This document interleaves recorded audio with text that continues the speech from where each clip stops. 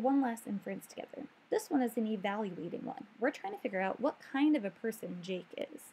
Remember, an inference uses evidence from the story as well as connections to our own schema to really prove something that the author didn't say directly. So let's figure out who Jake is.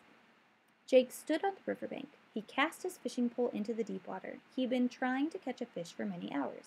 Alex and Zach laughed as they watched Jack throw the line into the water one more time. Well, I can see that Jake is doing something over and over again. He's trying to catch a fish, and it says that he's been doing it for many hours.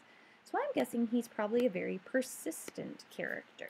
So I think Jake is persistent. Now, the reason that I can prove that he is persistent is because the story said that he had been trying for many hours. I want to use the actual words that the story said.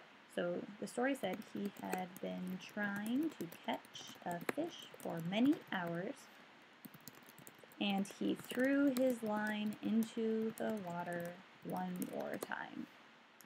Now I need to ask myself, so what? So what he's been trying for many hours? So what he did it one more time? Well, I know that when something doesn't work the first time, most people give up. But Jake didn't. Because he kept trying, even when he wasn't successful, we know, or we can say, that he is persistent and hardworking. Now, if I want to push this up to a level 4, I'd have to ask myself, how does this help me to connect deeper into the story? How does this help my comprehension? If it were a science and social studies lesson, I would connect to the concepts we're learning. But since this is a reading lesson, I just need to think about how this can help me with my comprehension of the story. I know that when I know how a character is like, or some attributes about the character, it lets me make better predictions about how they're going to act in the future.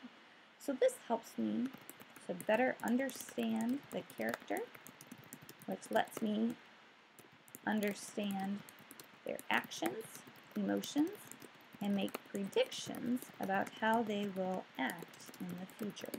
For example, if I know that Jake is persistent, if later we read about how he's trying to learn how to train his dog, or if he's learning how to write in cursive, I can guess that he's going to be persistent in those tasks as well.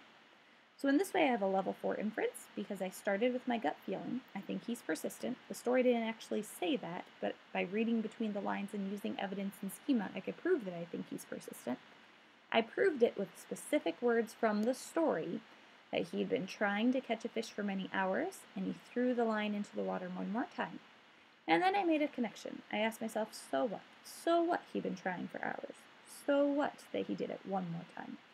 I know that when something doesn't work the first time, most people give up, but Jake didn't, and because he kept trying, even when he wasn't successful, we can say that he was being persistent and hardworking. And then finally, I made it a level 4 by asking myself, how does this whole inference, knowing that Jake is persistent, help me with my comprehension? Well, it helps me because it lets me understand Jake better, which means I'm going to understand his emotions, I'm going to understand his actions, and I can even make predictions in the future because I know if he's persistent now, he'll probably be persistent in the future. Go ahead and try some of the activities below.